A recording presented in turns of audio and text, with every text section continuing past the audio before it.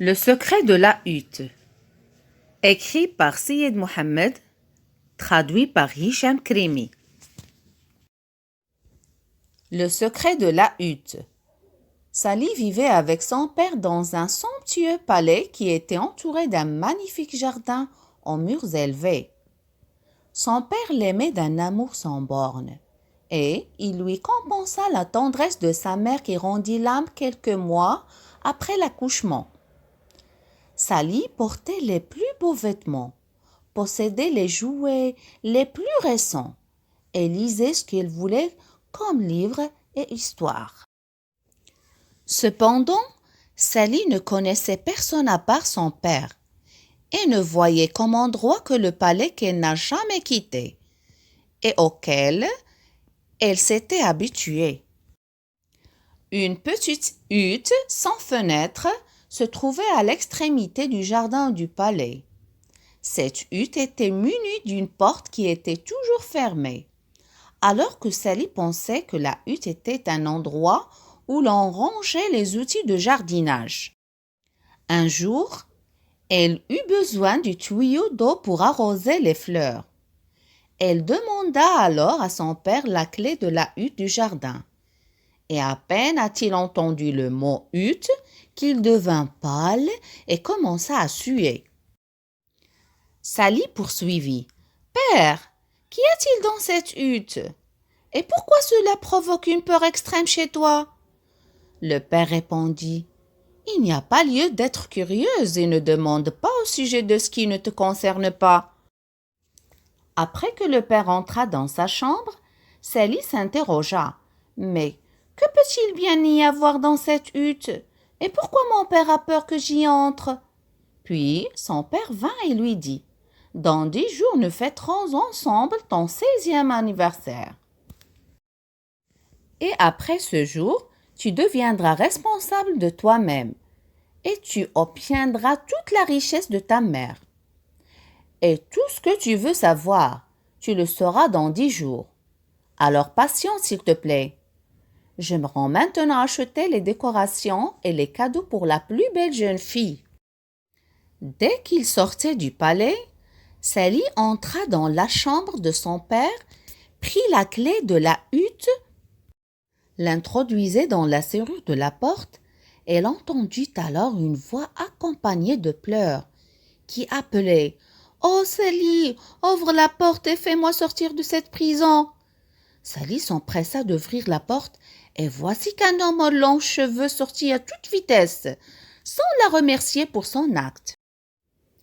1 heure plus tard, le père retourna les cadeaux dans les bras, mais lorsqu'il vit la porte de la hutte ouverte, il s'écroula au sol, jeta un regard colérique à Sally et lui dit « Tu viens de perdre la patience de ces années ?» Sally fut profondément attristée par son père et ressentit la gravité de l'erreur qu'elle avait commise. Mais elle interrogea son père au sujet de cet homme emprisonné. Il lui répondit alors « Cet homme s'avère être ton véritable père.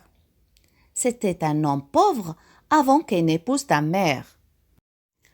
Puis, étant avide de sa richesse, il a réussi à tromper ta mère par des mots d'amour trompeurs. Ta mère insista malgré nos conseils et finit par l'épouser.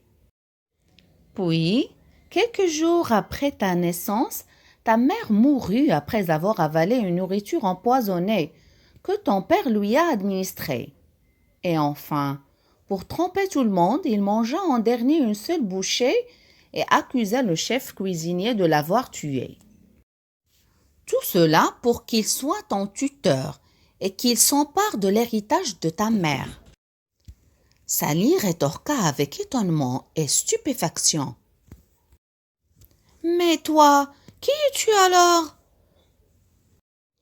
L'homme répondit, je suis ton oncle maternel, le frère de ta pauvre mère. J'ai emprisonné ton père jusqu'à ce que tu atteignes 16 ans.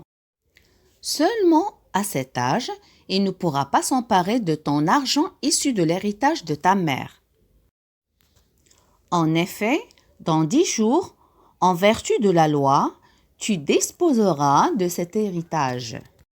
Le souci, c'est que ton père est sorti avant les 10 jours et il est certain qu'il est allé pour prouver son droit concernant son tutorat. Et là, il s'emparera de tout l'argent et quittera le pays.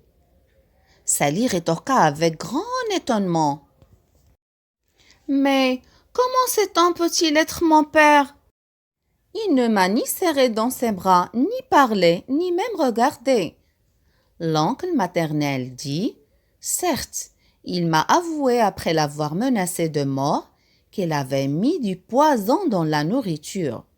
Et quand je lui ai demandé de passer aux aveux au tribunal, afin de libérer le chef cuisinier innocent, il refusa et dit de façon brutale « J'ai mangé de la nourriture empoisonnée et le médecin a confirmé cela. Donc, si tu me forces à me rendre au tribunal, je dirai que tu m'as menacé pour avouer ce que tu veux. Je l'ai donc emprisonné jusqu'à ce que tu atteignes tes 16 ans, pour préserver tes biens. » Sally dit en pleurant « Je ne veux pas d'argent, si seulement il s'en était emparé entièrement et m'avait donné en échange de l'amour, de la gentillesse et de la tendresse. Ce n'est pas mon père, le seul père que j'ai c'est toi, tu es ma richesse, tu es tout ce que je veux. » Sally tenta de sortir son oncle maternel de la tristesse dans laquelle elle vivait. Elle se mit alors à le caresser et à s'amuser avec lui et le persuada que c'était lui son unique héritage et son trésor qu'elle n'échangera pour rien au monde. Il se réjouit par ses paroles sincères et se résigna au destin.